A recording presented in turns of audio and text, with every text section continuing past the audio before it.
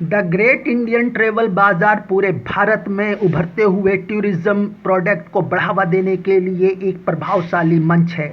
53 देशों के 270 विदेशी टूर ऑपरेटर्स, 300 बूथ्स और 11,000 से ज़्यादा B2B बैठकों के साथ 14वां एडिशन GITB को इंटरनेशनल टूरिज्म बाजारों तक पहुंचने के एक प्रवेश द्वार के रूप में मजबूती से स्थापित करता है। यह बात भारत सरकार के पर्यटन एवं संस्कृति मंत्री गजेंद्र सिंह शेखावत ने 14वें GITB के उद्घाटन सत्र के दौरान कही। यह आयोजन फिक्की द्वारा भारत सरकार के पर्यटन मंत्रालय और राजस्थान सरकार के पर्यटन विभाग के साथ मिलकर जयपुर में किया जा रहा है।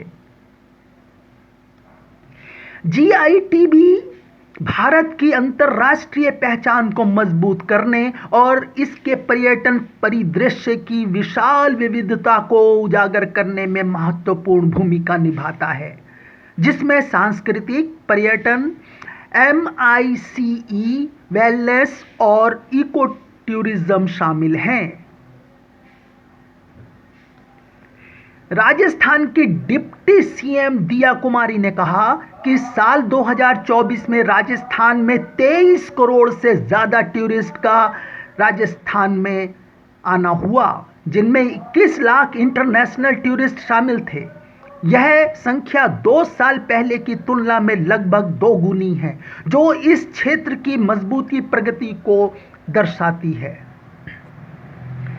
जिसका उद्देश्य राजस्थान को $350 बिलियन की अर्थव्यवस्था में बदलना है। इस लक्ष्य में पर्यटन की अहम भूमिका है, जो राज्य की GSDP में 5% से ज़्यादा योगदान देता है और 20 लाख से ज़्यादा लोगों को रोजगार भी उपलब्ध कराता है। भविष्य को ध्यान में रखते हुए राजस्थान स्वयं को बहुआयामी पर्यटन स्थल के रूप में स्थापित करने पर ध्यान केंद्रित कर रहा है। इसके लिए राज्य नए अनदेखे स्थलों को प्रमोट, टूरिज्म से जुड़ी बुनियादी सुविधाओं को मजबूत और निवेश आधारित प्रगतिशील नीतियों को लागू कर रहा है।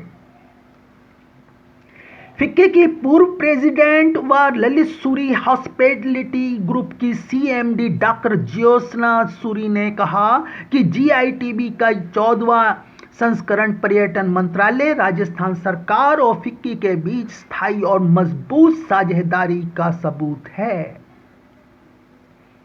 भारत को एक प्रमुख वैश्विक पर्यटन स्थल के रूप में बढ़ावा देने के लिए समर्पित सबसे महत्वपूर्ण वार्षिक आयोजनों में से एक के रूप में GITB इंटरनेशनल नेटवर्किंग और सहयोग के लिए अमूल्य अवसर प्रदान करता है, जो भारत के वैश्विक पर्यटन विस्तार में महत्वपूर्ण भूमिका निभा रहा है।